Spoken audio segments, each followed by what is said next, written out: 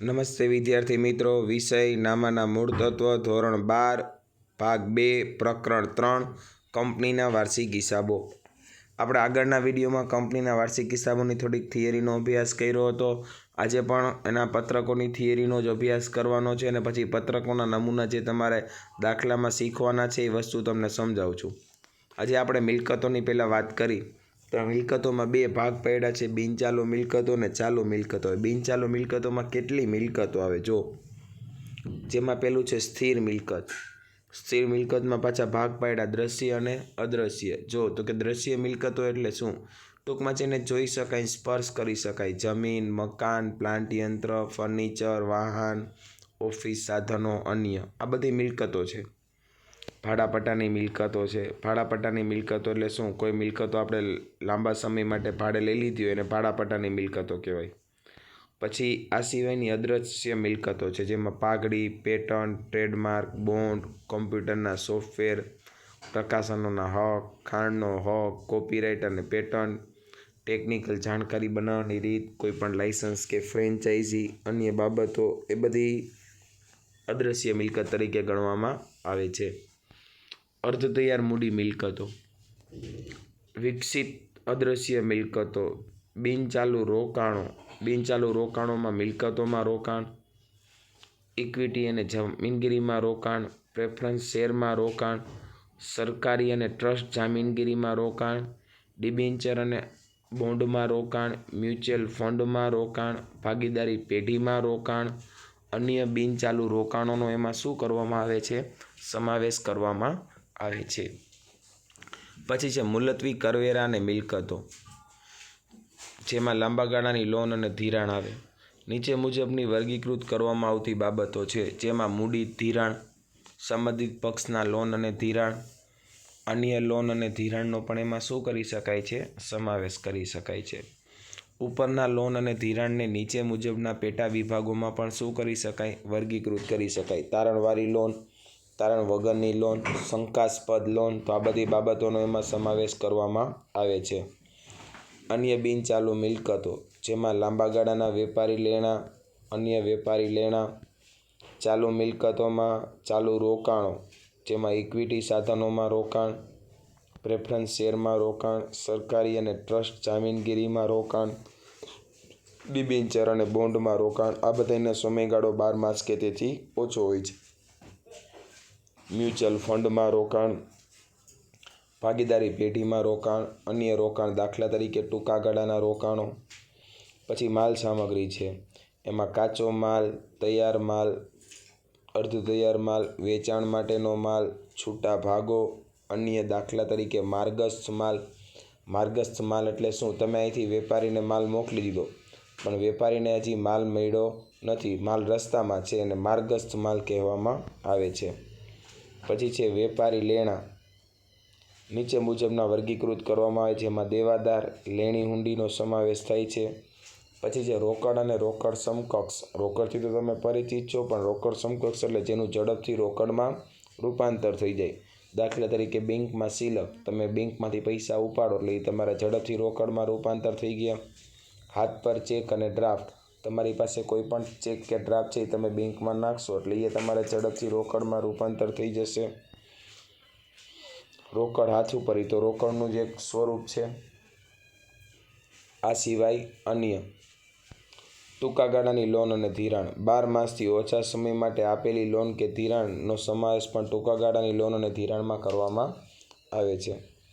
આ સિવાય અન્ય ચાલુ મિલકતો છે.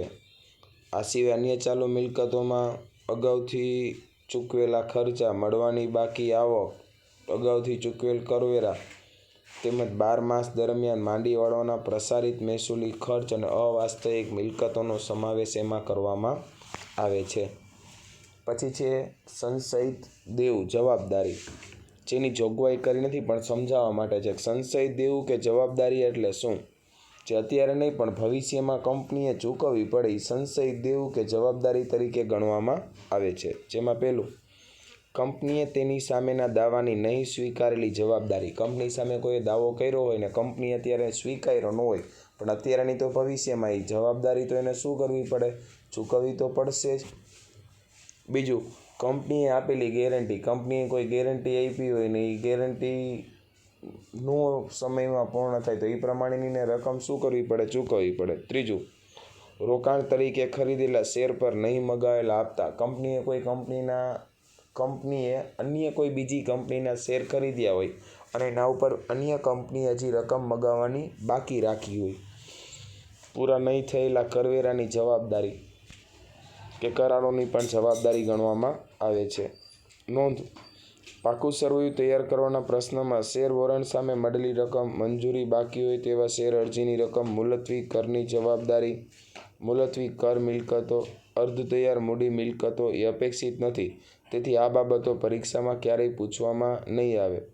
2013ના પરિશિષ્ટ 3 મુજબના નમૂનામાં આપેલા હોય અહીં દર્શાવેલા હતા. આપણે કેવું પત્રક શીખવાનું છે હું તમને આગળ સમજાવું છું. હવે આ તો આપણે પાકા સરવૈયાની વાત કરી. હવે આપણે વાત કરવાની છે નફા નુકસાનના પત્રકોના નમૂના અને સામાન્ય સૂચનાઓ. પછી કયું નફા નુકસાન ખાતું આપણે કરવાનું છે એ પણ તમને કરાવું છું. કંપની ધારા 2013ના પરિશિષ્ટ 3ના ભાગ 2માં નફા નુકસાન પત્રકનો નમૂનો આપેલો છે. કંપનીના નફા નુકસાનના પત્રક આ નમૂના મુજબ જ તૈયાર કરવું પડે છે. પરિશિષ્ટ 3માં ઊભા સ્વરૂપે જ નફા નુકસાન પત્રક આપેલા છે, જે આ સ્વરૂપનું છે. નફા નુકસાન પત્રક, કંપનીનું નામ, તારીખ ખાલી જગ્યાના રોજ, પૂરા થતા વર્ષનું નફા નુકસાન પત્રક, વિગત, નોંધ નંબર, ચાલુ વર્ષના આંકડા, અગાઉના વર્ષના આંકડાઓ છે.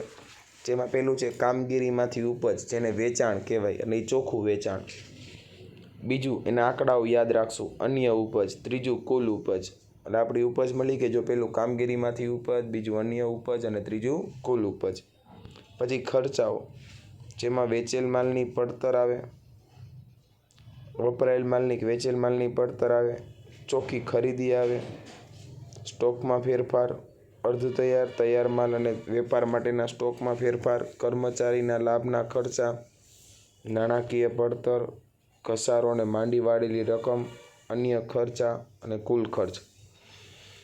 પછી અપવાદરૂપ અસાધારણ બાબતોને કર પહેલાંનો નફો મળી જાય. અપવાદરૂપ બાબતોમાં કર પહેલાંનો નફો, અસાધારણ બાબતો, આવકવેરા પહેલાંનો નફો, આવક પરના વેરા, જેમાં ચાલુ કરવેરા, મુલતવી કરવેરા, ચાલુ કામગીરીનો નફો, બંધ કરેલી કામગીરીનો નફો પરની આવકનો વેરો, બંધ કરેલી કામગીરી પર આવકની બાદ કરતા નફા કે નુકસાનની પરિસ્થિતિ, જે તે સમયનો નફો, શેર દીઠ કમાણી. આના કરતાં સરળ પત્રક આગળ છે એ કરાઈશ. આ તો ફોર્મેટ આપેલું છે જો. હવે નફા નુકસાનના પત્રક તૈયાર કરવાની લગતી સામાન્ય સૂચનાઓ છે જે સમજાવું છું, ધ્યાન આપો. આ સૂચનાઓ નફા નુકસાનના પત્રકને તેમજ ઉપજ ખર્ચ ખાતાને એકસરખી રીતે લાગુ પડે છે. નાણાકીય કંપની સિવાયની કંપનીની બાબતમાં કામગીરી ઉપજ જુદી નોંધ દ્વારા નીચે મુજબ વર્ગીકૃત કરી શકાય, જેમ કે પેદાશનું વેચાણ, સેવાનું વેચાણ અને અન્ય કામગીરીની ઉપજ. બી.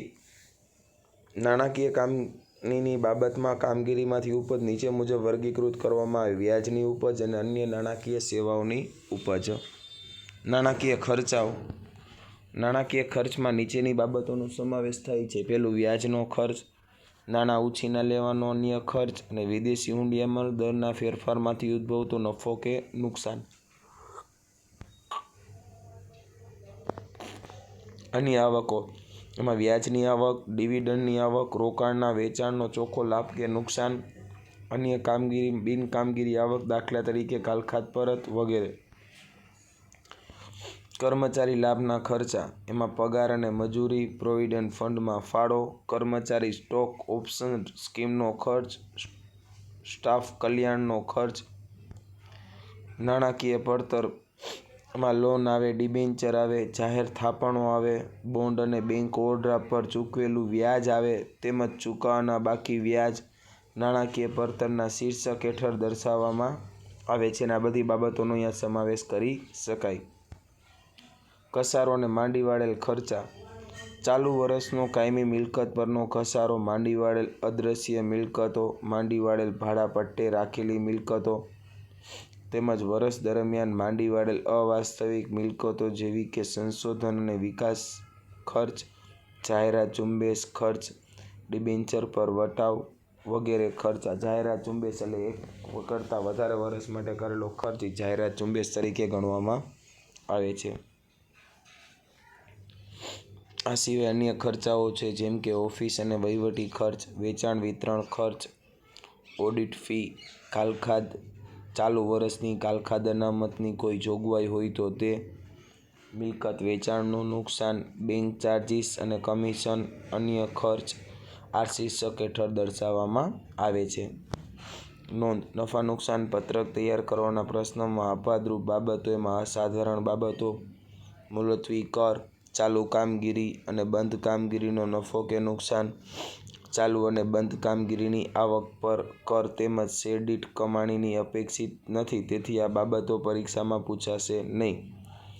આ બાબતો માત્ર કંપની ધારા 2013ના પરિશિષ્ટ 3ના નમૂનામાં આપેલી હોય એટલા માટે અહીં દર્શાવેલી હતી. કંપની ધારા 2013ના પરિશિષ્ટ 3 મુજબ આપેલા પાકા સર્વેના નફા નુકસાન પત્રકના નમૂના ફક્ત સમજૂતી માટે આપેલા છે. પરીક્ષાના હેતુસર નીચે મુજબ આપેલા પાકા સરવૈયા અને નફા નુકસાન પત્રકો તેમના જુદા જુદા શીર્ષકો હેઠળ દર્શાવેલી બાબતો ધ્યાનમાં લેવી.